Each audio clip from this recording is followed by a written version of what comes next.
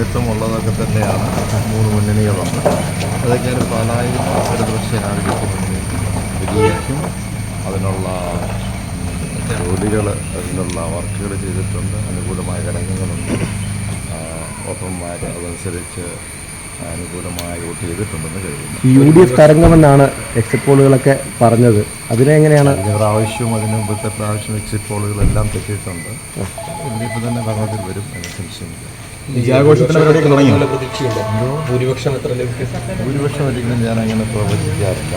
ഭൂരിപക്ഷമൊക്കെ ജനങ്ങളുടെ കയ്യിലാണ്. ജനങ്ങൾ അനുകൂലമായി പ്രതികരിക്കും. അത് മാത്രമല്ല, ഞാൻ സൂചിപ്പിച്ച പോലെ അഭിമാനകരമായ ഒരു പാർട്ടി മത്സരിക്കുന്ന 12 സീറ്റുകൾ പാർട്ടിയുടെ ഒരു നിലനിൽപ്പിൽ എന്താണ്?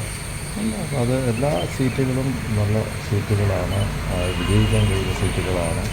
നല്ല പ്രതീക്ഷയിലാണ് എല്ലാ സീറ്റുകളും. ഇപ്പോൾ എങ്ങോട്ടാണ്? പള്ളിയിലോട്ടാണ് ഇന്ന് രാവിലെ പള്ളിയിൽ പോയി കുർബാന കണ്ടതിന് ശേഷം ഞാനിവിടെ തന്നെ ഉണ്ടാവും. ഓർഡർ ചെയ്തോ?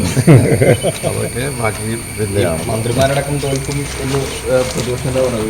10 മന്ത്രിമാർ തോൽക്കുന്നു പറഞ്ഞിട്ടുണ്ട്. പറഞ്ഞ കൂട്ടത്തിൽ കേരള കോൺഗ്രസ് ഒരു മന്ത്രിയെ ഉൾപ്പെടുന്നു എന്നുള്ളതാണ്. എല്ലാ മന്ത്രിമാരും വിജയിച്ചു. എല്ലാവരും നല്ല ഒരു പെർഫോമൻസ് കാഴ്ചവെച്ചു. ഒരു മന്ത്രിക്കെതിരെ ഒരു അഴിമതിയുമില്ല. എല്ലാ പ്രവർത്തനങ്ങളും അവരുടെ നിയമസഭാ മണ്ഡലങ്ങളിലും കേരള സംസ്ഥാനത്ത് ഇവിടെ പോർട്ട്ഫോളിയോയുമായി ബന്ധപ്പെട്ട നല്ല പ്രവർത്തനങ്ങളാണ് കാഴ്ചവെച്ചിരിക്കുന്നത്. ആർക്കൊരു കുറ്റം പറയാനില്ല.